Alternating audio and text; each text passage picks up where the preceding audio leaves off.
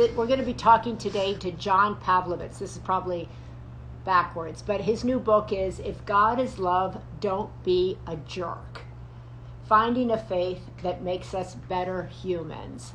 And I think, gosh, don't we all want to be better humans? I think I want to be surrounded by people who want to bring love into the world, who want to bring hope into the world, who want to tell a new story about who we are. I don't buy into this narrative that we're hopelessly divided, that we all hate one another. I reject that narrative.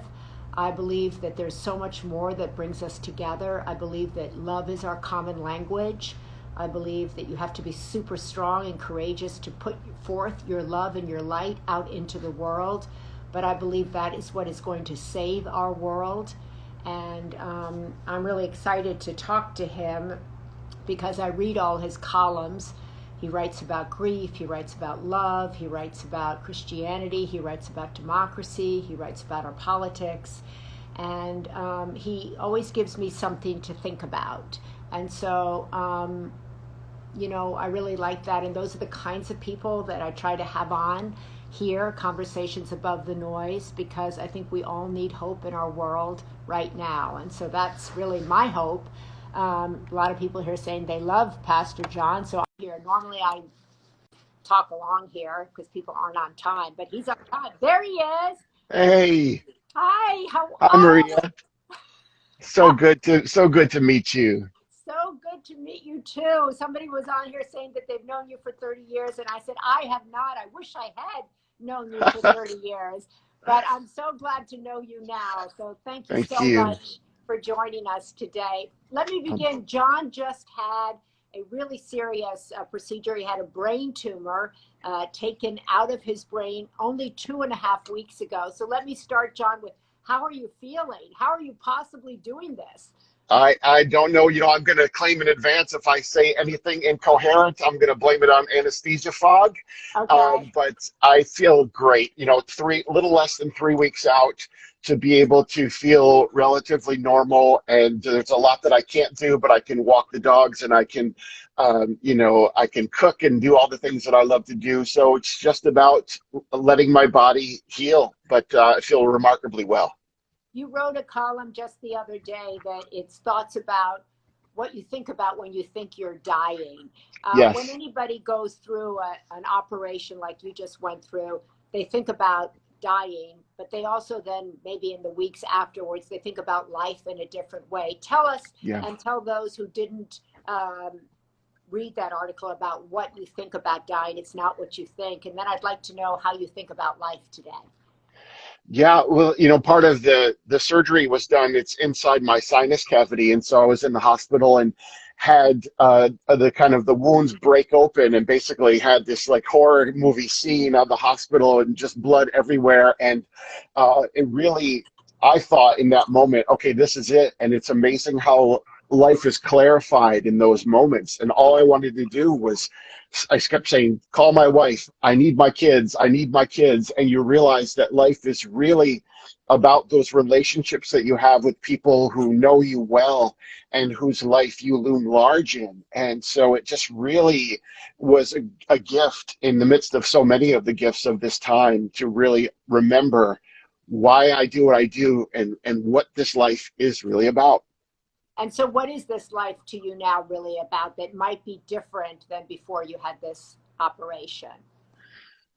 Well, I think there's an urgency that you feel when you're faced with something like this because you get up every day and think, this day is the only time that I have. Everything that's in the past is gone and everything I'm hoping for may come, but I have this small sliver of time and space. And so I want to use it really well.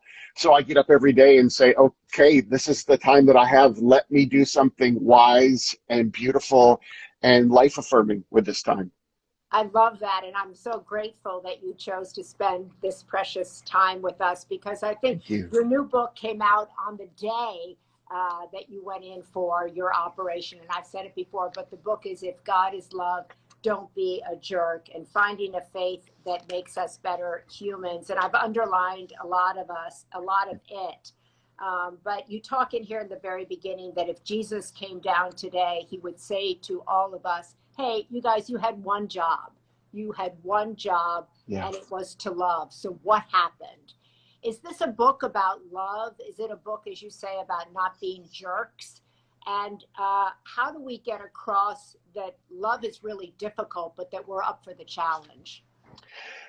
Well, I think whether you're a person of faith or not, you understand inherently that if your faith doesn't make you more compassionate, more empathetic, more loving, and more generous, then what's the point of it? And so I really wanted to explore whether you're a person of faith, morality, or conscience.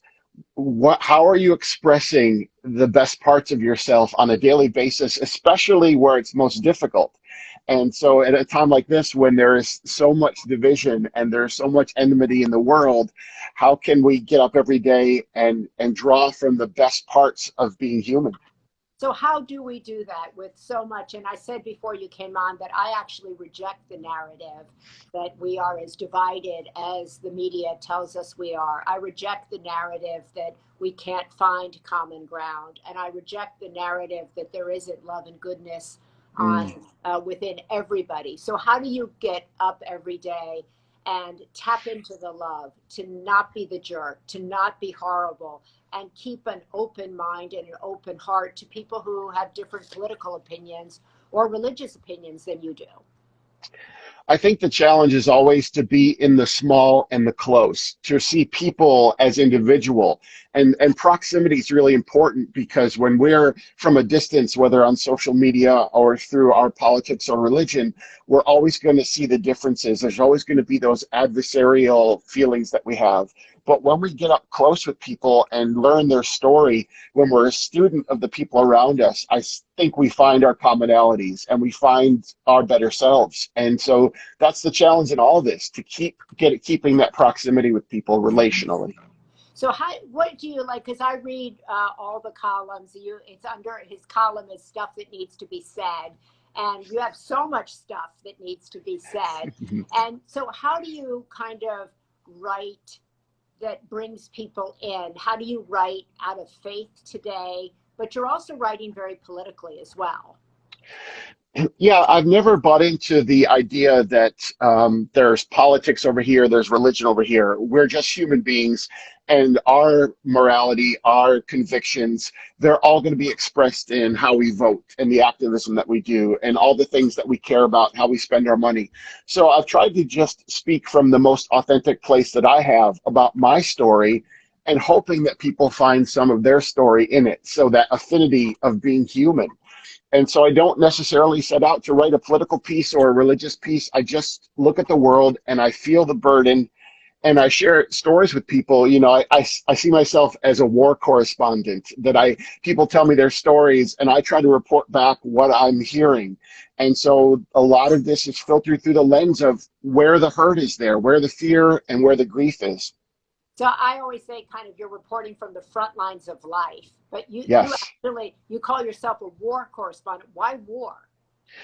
Well, because life is difficult and it's painful and it's messy on its best days. And I think what we find usually is the damage often comes from other human beings. Yeah. So I'm seeing people who right now, the relational fractures of this time are the real story. It's not the politics and the theology, which is up here, but it's lower. It's in our families that are being split. It's in our friendships that we're losing. And that's where the repair needs to happen. That's where the work needs to be. So how do we do that? I mean, I couldn't agree with you more. I think that we need a message of unity. We need, as my brother and I were saying the other day, a new story of us, right? We Mm, need a way to sit at the table because our families are fractured, our relationships are fractured. But yeah. so often people who have a different political opinion don't feel welcomed at our table. So how Mm. do we go about bringing people in, not shaming them, not pushing them away, but bringing them in, because that is the work of Jesus, right? It is, and the first book that I wrote was called A Bigger Table, Yeah, and I I love I, that. I pictured this community that could transcend all differences. And then we've had what's unfolded in America over 5 or 6 years, and I realized maybe I don't want the table as big as I've always thought that I do, because I was faced with my own inconsistency, my own fraudulence, my own hypocrisy. I think the challenge is we can have profound differences with people, but I can't dehumanize the person in front of me. The moment I do that, I have become the worst of whatever I see out there. So I don't want to deny that the differences are there. I don't want to even soften my language, but I want to respect the dignity of all human beings because they all have a story about how they got here and why they believe what they believe the same way that I do. Are you hopeful that we can do that? Are you hopeful that we can have our differences and yet bring the other in? I think what media does and social media at its worst, it does some great things, but it tends to magnify the opposite poles. And I Yes. think there's a large swath of humanity in what I call the humane middle. And I think there is hope there. I think those extremes are always going to be there, but we need to give a microphone and a platform to people who are doing interfaith work and across the aisle work and really just trying to benefit humanity. And those stories don't always trend, right? Those stories Yes. don't always make the news. And I call it the community of the convinced, that people who agree with the dignity of all human beings and that diversity is better, we have to figure out how to express that so other people see it. I couldn't agree with you more. And this is something, as a member of the media, it's almost like we need a new media to Mm, represent the voices that occupy this huge swath of our country who yeah. have found ways to have difference of opinions, but who want to be at that table and who have hope. I think that is our only salvation for our country. It's the only salvation for our democracy. Wouldn't you agree? Yes, and in some ways, I've been really fortunate because I just started this blog, 7, 8 years ago, and the words just found the audience, and that always gave me hope. I see the vastness of my audience not as confirmation of my writing abilities, but that it reminds me that people are out there asking the same questions, Yeah. feeling the same prompts. And seeing the same dysfunction, and so that's the encouragement that the vast numbers of people are really trying to figure this out. I love that. Yeah, you wrote this column. It says, "Fight like hell to keep your heart soft." Yeah. And what sprung to mind right away was my great friend Mary Oliver, right? But how we keep our hearts soft in this climate is a huge achievement. How do we keep our hearts soft given the Mm. incoming, given the incoming? What I try to do is make sure that I'm allotting my time in different ways. So sometimes I'm in the battle posture. Sometimes I'm fighting against something, a piece of legislation or a movement.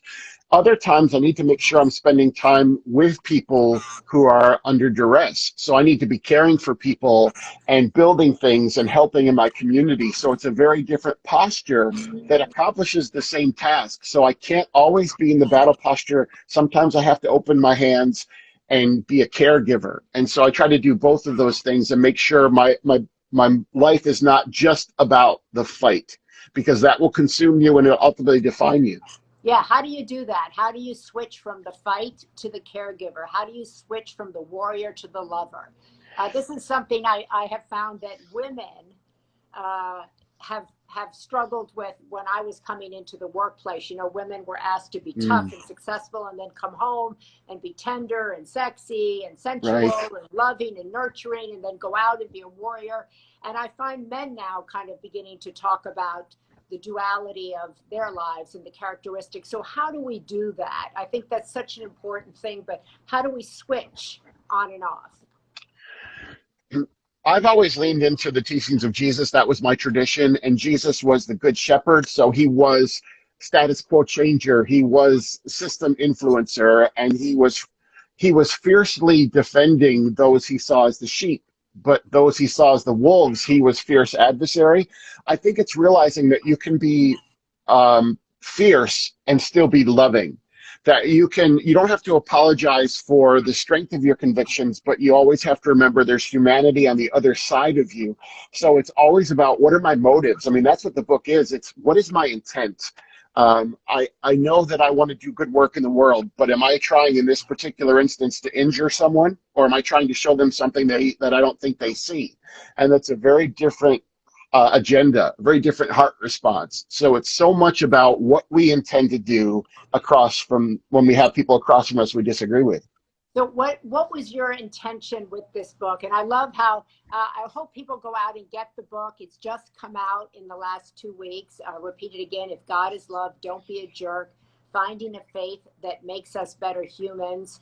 And thou shalt not be horrible is on the back. That's kind of the mantra. And you talk in the book about, you know, the mantra of Jesus Christ, who was like, love your enemies, and how difficult that actually is. But what was your intent to put this out in the world right now? Well, the book actually started very differently, and I was writing a book with some of the same themes, but I started writing in March of 2020. And of course, the world starts to turn upside down, and we have the pandemic, and we've got what's happening with the Black Lives Matter protests and counter protests, and then the election was coming. And I realized I couldn't write the book that I thought I was going to be writing. And my publisher was wonderful and said, well, what book could you write?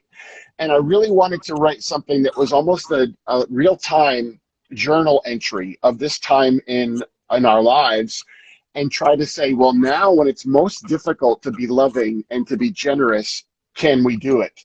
And so someone said to me, why didn't you write a book called If God is Love, Love People, instead of Don't Be a Jerk? And I said, my aspirations for humanity have gotten a little pedestrian. So I'm trying to get people, if you can't go fully loving, let's just try not to harm.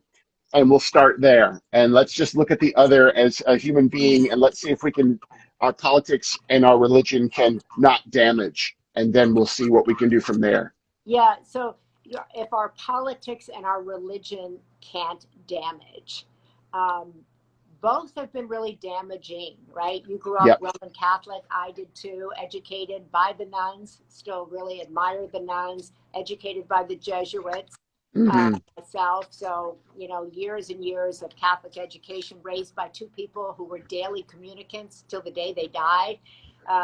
You know, Lenten practice on our knees every night, 6:45, only person in the house who couldn't be an altar boy.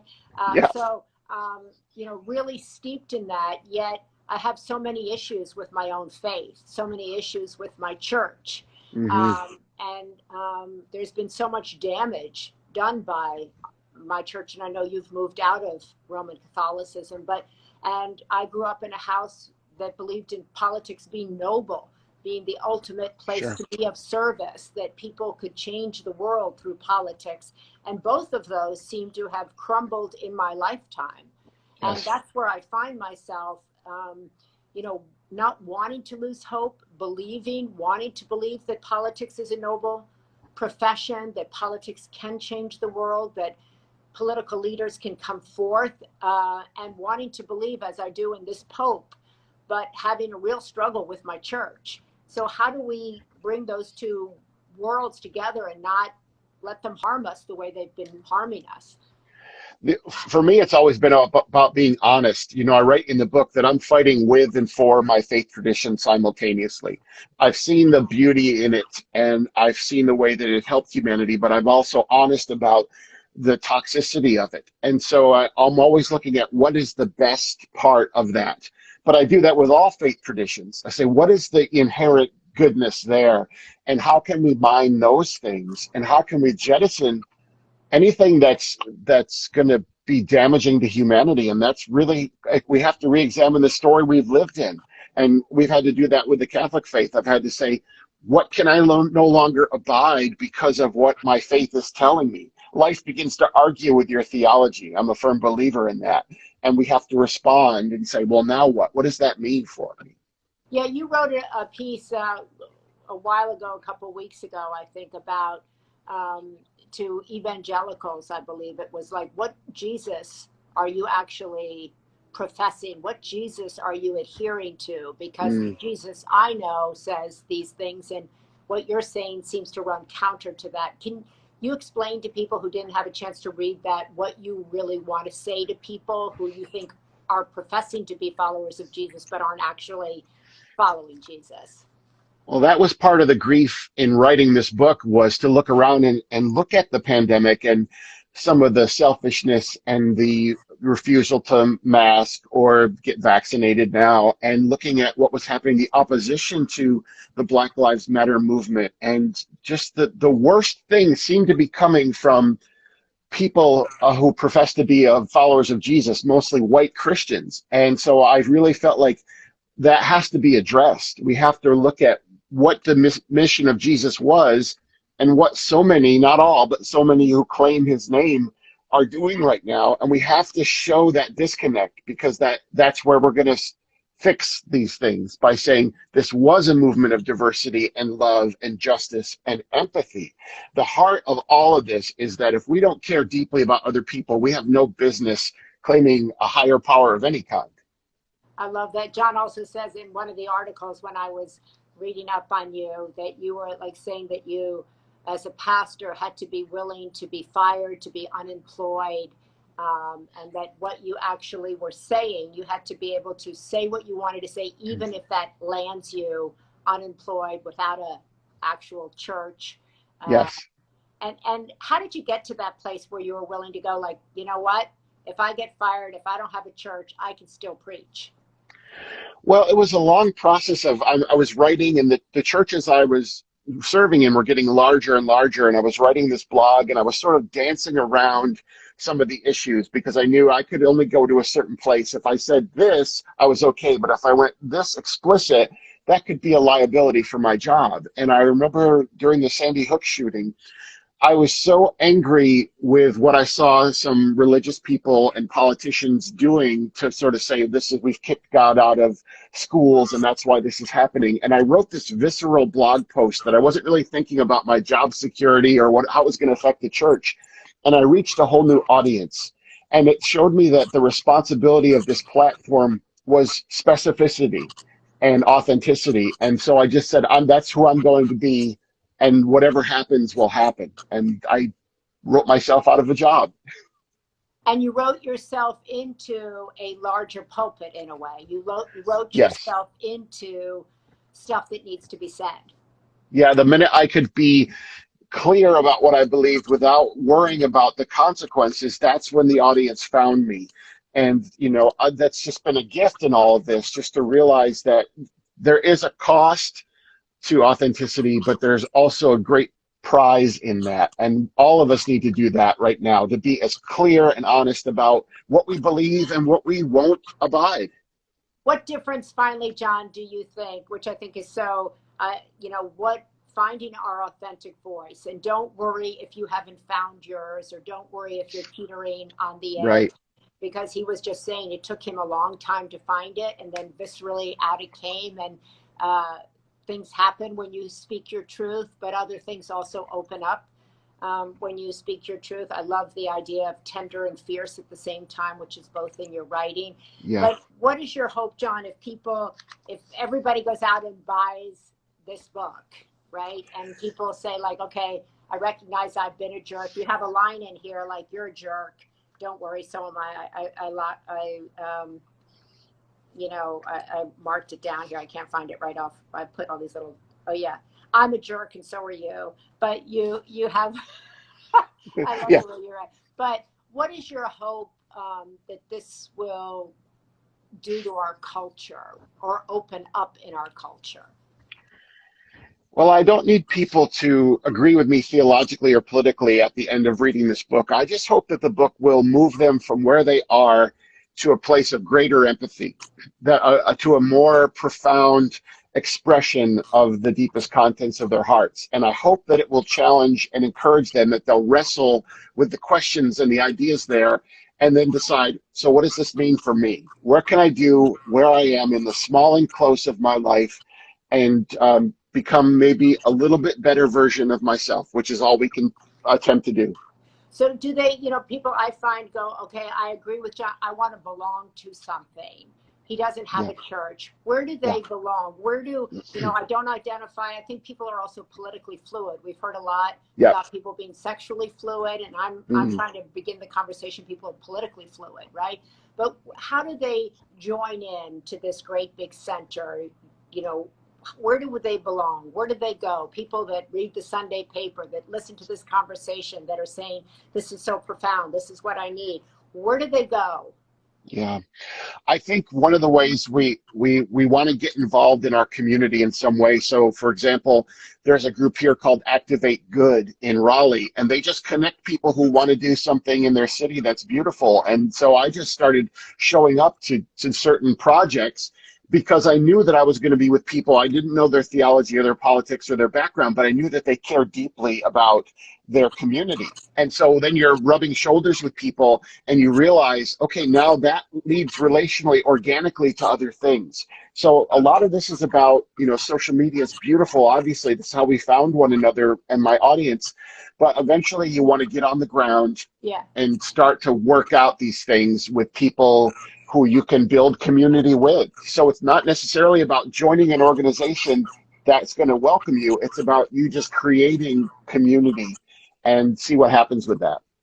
So your kind of charges to people or hope is that people not only will read the book, will not only think about these issues in their own lives, perhaps will tap into their own empathy and then just kind of walk across the street or walk over to some place and just begin to try to do good in their own way. Exactly. I think this book is not a landing pad, it's a launching pad. I just want people to read this and then say, okay, I can't wait to get started with building a more compassionate planet. And we have great agency to do that. Those big and distant things, we can work on those together, but individually, interpersonally, there's a lot that we can do right where we are to change the equation. Wonderful. John, thank you so much. I don't want to tire you out. I really appreciate you spending this half hour with all of us here. I wish you Thank could you. read all the comments that are coming. I would like to continue, keep this conversation going.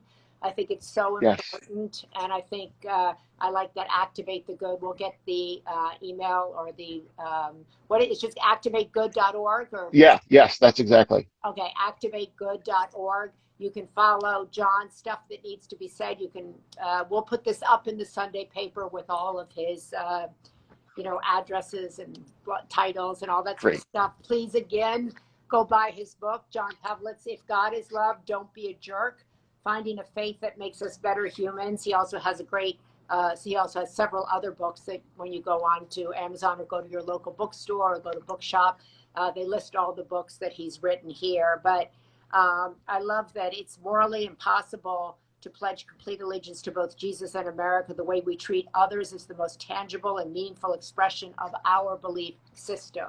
So this is really about who we are. I believe these next elections, be they the midterm or the presidential, will be about who we are. Hmm. And we're all going to have to look in and decide who we are, who we want to be.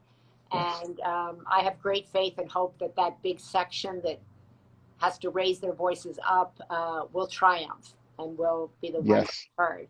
Well, Maria, thank you so much for your encouragement and such a joy to be with you and hope we'll talk again soon for sure. Yes, and I hope you continue on your road to recovery and Thank healing you. and keep your voice going. It gives me great joy and gets my fire going. Oh, well, thank you so much. Thank you, John. God All bless you. right. Be well. Bye. See you. Bye. That is John. I hope once again, thou shalt not be horrible is the goal. Don't be a jerk. If God is love, don't be a jerk. It's really a great read. Um, and it's really thought provoking, which I think all great reads are. And his blogs are terrific. They're thoughtful, they're insightful. As I said, they're thought provoking. And they're challenging. They're challenging to each of us. So I'm so happy that he was able to join us. Once again, he just had a big brain operation, and this is his new book. And so he's out there trying to get people to buy it. But I always get the sense that he's really out there mainly trying to get us to think. I love that we can be fierce and tender. Fierce and tender. Make that your mantra. Go out into the world and be fierce and tender